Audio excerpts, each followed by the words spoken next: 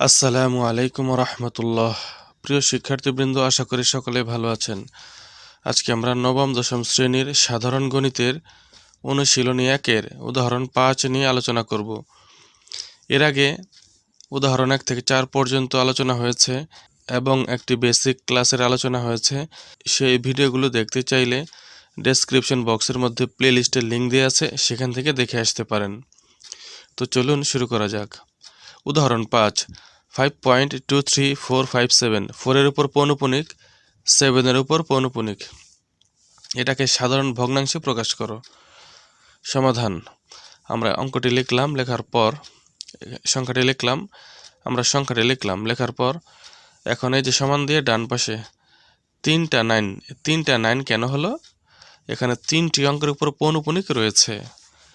আমরা দেখতে পাচ্ছি 2টি অঙ্কের উপর পৌনঃপুনিক রয়েছে, তাহলে 3টা 9 লিখলাম কেন? যদিও 5-এর উপর পৌনঃপুনিক নেই, তো 5-এর আগেরটায় রয়েছে, 5-এর পরেরটাও রয়েছে, এই জন্য 5-এর উপরেও পৌনঃপুনিক আছে, সেটা লেখা হয়নি। আর সেটা না লিখলেও সমস্যা হয় না, অর্থাৎ 3টার উপরেই পৌনঃপুনিক রয়েছে, এই জন্য 3টা 9 দিয়েছি। 2টি 0 বা 0 দিলাম কেন? দশমিকের ডান পাশে যদি পৌনঃপুনিক ছাড়া অঙ্ক থাকে, সেটার কারণে 0 দিতে হয়। দশমিকের ডান পাশে 2টি অঙ্ক রয়েছে, 2, 3, 2টি অঙ্ক রয়েছে, পৌনঃপুনিক ছাড়া 2টি 0 দিয়েছি। এবার উপরে যেখানে এই জায়গাটাতে পৌনঃপুনিক ও দশমিক ছাড়া যে অঙ্কগুলো থাকে সবগুলো একবার লিখতে হয়। 5, 2, 3, 4, 5, 7 সবগুলো একবার লিখেছি, পৌনঃপুনিক দেইনি, দশমিক দেইনি, সবগুলো অঙ্ক একবার লিখেছি। আর এই যে বিয়োগ দিয়ে পৌনঃপুনিক যেই অঙ্কের উপর থাকে সেই অঙ্কগুলো বাদ দিয়ে, যেমন 4, 5, 7-এর উপর পৌনঃপুনিক রয়েছে, এই অঙ্কগুলো বাদ যাবে, অঙ্কগুলো বাদ গিয়ে 5, 2, 3, যে 5, 2, 3 হয়েছে। এবারে দুটি বিয়োগ করলে হয় এটা, উপরেরটা নিচে এটা। এখন আমরা কাটাকাটি করব, কত দিয়ে কাটবো? 2 দিয়ে কাটবো, 2 দিয়ে, অর্থাৎ লব আর হরকে একই অঙ্ক দিয়ে কাটতে হয়, মানে ভাগ করতে হয়। উপরেরটাকে 2 দিয়ে ভাগ দিব, নিচেরটাকে 2 দিয়ে ভাগ দিব, কেটে দিলাম, ভাগ দিলাম, কত হলো? উপরে 2,61,467, আর নিচে হচ্ছে 49,950। এগুলো অবশ্যই ক্যালকুলেটরের সাহায্যে করার চেষ্টা করবেন। এটা আমরা করলাম, আমরা 2 দিয়ে কেটেছি বা ভাগ করেছি। এবার উপরে এখানে লিখে দিলাম, লিখে দেওয়ার পর এখন এটা হচ্ছে অপ্রকৃত ভগ্নাংশ, লবেরটা বড় হরেরটা ছোট, লবেরটা বড় হরেরটা ছোট, এই জন্য অপ্রকৃত ভগ্নাংশ। এটাকে আমরা ভেঙে মিশ্র বানাবো। এই যে এটা বানালাম, কিভাবে হলো সেটা আমরা দেখি।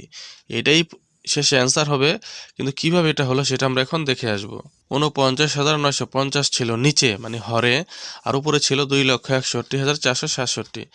এখন আমরা কি করব? এটা এখন গুণ দিব, এটার সাথে কত গুণ দিলে? এখানে রয়েছে কয়টি অঙ্ক? 5টি, 1, 2, 3, 4, 5। ভাজকে 5টি রয়েছে, 1, 2, 3, 4, 5। এখানে যদি 5টি নেই, তারপরেও ভাগ যাবে না, কারণ এখানে 5টি নিলেও 26,146 হয়। এটা দিয়ে এটার কাছে ভাগ যাবে না, কারণ এটা ছোট হয়ে যাবে। তাহলে কি করব? পুরোটার কাছে নিতে হবে, 7 সহকারে নিতে হবে, পুরোটার কাছে নিতে হবে। অর্থাৎ এই সংখ্যাটাকে, এই যে ভাজকের এই সংখ্যাটাকে কত দিয়ে গুণ দিলে এই সংখ্যাটির কাছাকাছি যাবে, সেটি হচ্ছে 5। এই সংখ্যাটাকে 5 দিয়ে গুণ দিলে এই সংখ্যাটির কাছে যাবে। এই যেটা হলো 2,49,750 হলো। এখন 6 দিয়ে গুণ দিলাম না কেন? 6 দিয়ে গুণ দিলে কি হতো? 6 দিয়ে গুণ দিলে এই সংখ্যাটির বড় হয়ে যেত, বড়টা নেওয়া যাবে না। তো 5 দিলাম, 5 দিয়ে এটাকে গুণ দিলে হয় এটা। বিয়োগ করলে, এখন আমরা বিয়োগ করব। বিয়োগ করলে 7 থেকে 0 গেলে 7, তারপরে 6 থেকে 5 গেলে 1, 4কে 14 ধরতে হবে, 14 থেকে 7 গেলে 7, তারপরে হাতে 1 আর 9, 10 ধরতে হবে, 1কে 11, উপরে 1কে 11 আর নিচে 10, হাতের 1 9-এর সাথে মিলালে হয় 10, তাই না? উপরের 1কে 11 ধরতে হয়, 11 থেকে 10 গেলে 1, হাতের হলে 1, 1 আর 4 5, 4 থেকে 5 গেলে 1, 2 থেকে 2 গেলে 0, বামে 0 লেখা লাগে না। এটা হলো আমাদের ভাগশেষ। এখন এটার কাছে কি যাবে? এই সংখ্যা দিয়ে 49,950 দিয়ে কি এটার কাছে যাবে? যাবে না, কেন? এটা হচ্ছে ছোট সংখ্যা, আমাদের আর ভাগ করতে হবে না। এটাই আমাদের অ্যান্সার। এই যে 5, যেটা ভাগফলে থাকে 5, সেটা ঠিকই থাকবে। এই যে ভাগ শেষে যেটা থাকে সেটা উপরে চলে যায়, উপরে, আর ভাজকের ঘরে যেটা থাকে সেটা নিচে চলে যায়। এটাই আমাদের অ্যান্সার হবে, 5 সমস্ত, মানে 5 সমস্ত এইটার এইটা, ঠিক আছে? এটা আমরা করলাম, এইটাই আমাদের অ্যান্সার। কিভাবে পেলাম, আশা করি এই অংশটি বুঝতে পেরেছেন।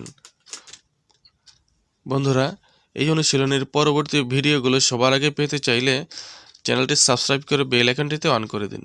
সবাই ভালো থাকবেন। আল্লাহ হাফেজ।